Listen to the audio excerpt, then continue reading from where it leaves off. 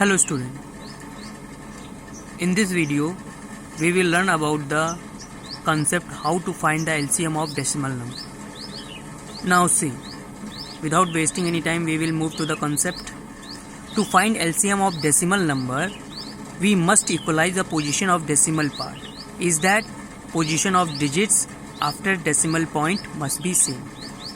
Now this definition will be more clear with the help of the given example, and take everything into consideration what I'll say in this video. See, find the LCM of 1.08, 0.36 and 5.4. Now solution given: 1.08, 0.36, 5.4. Now see, here we are having after decimal 2 number, after decimal 2 number and after decimal 1 number.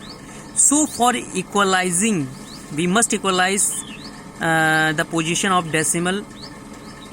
So for the sake of this, I'll increase 1 0 over here, means 5.40, because it will not affect to our value in any case. Now we will convert this all these decimal number into fraction form. Now 108 upon 100, 36 upon 100, 540 upon 100. Now this is a must condition, and take it one thing also into consideration, that you will not have to rationalize this number. If they are getting rationalized, means you need not to cancel the number, as we can see that 108 upon 100 is being cancelled by 4. It can be cancelled by 4, but you need not to do that, because it will affect your answer and answer will not come in correct form. Now see, to find the LCM of above fraction, for this LCM of numerators, means you have to find the LCM of the numerator of the above given fractions, and SCF of denominators, and you have to find the SCF of the denominators in the above fraction. Now after calculation, I'll find that the LCM of 108, 36 and 540 is 540, and SCF of denominators, that is 100, 100 and 100 is 100.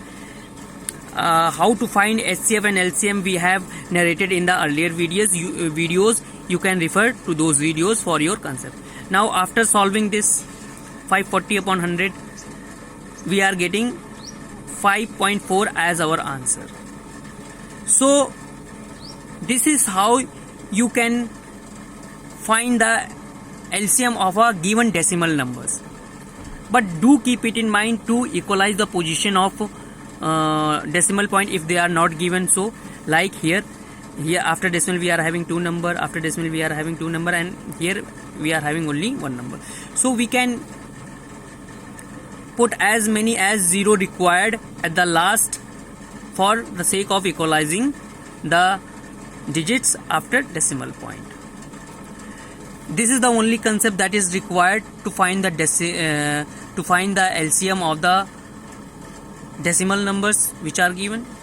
I hope you have understand this concept, and since you all know that lockdown is increased up to 3rd of May due to corona, so stay at home, stay blessed. Thank you. Jai Hind, Jai Bharat.